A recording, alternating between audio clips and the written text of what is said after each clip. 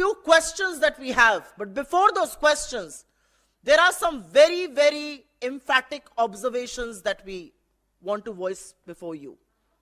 This is a grave cause of concern.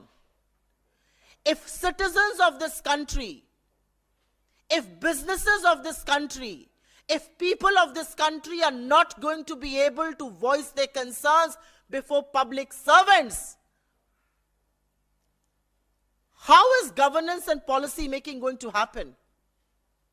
The price for asking a question, the price for making a suggestion, the price for appealing for a simple GST regime is humiliation, is intimidation, is essentially making you apologize, recording videos surreptitiously, and then putting it out in public domain by the ruling party. That's how drunk on power, that's how intoxicated on power the BJP is. We've all known of the Prime Minister's fragile ego, but Ms. Nirmala Sitharaman perhaps beats him heads down.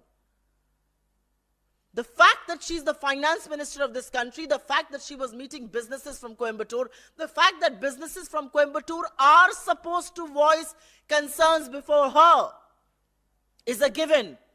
But instead of resolving their problems, the finance minister chooses to intimidate, chooses to threaten, chooses to shame, chooses to humiliate businesses of this country. Why?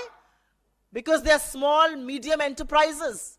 Because they are not the Adanis of the world for whom you roll out the red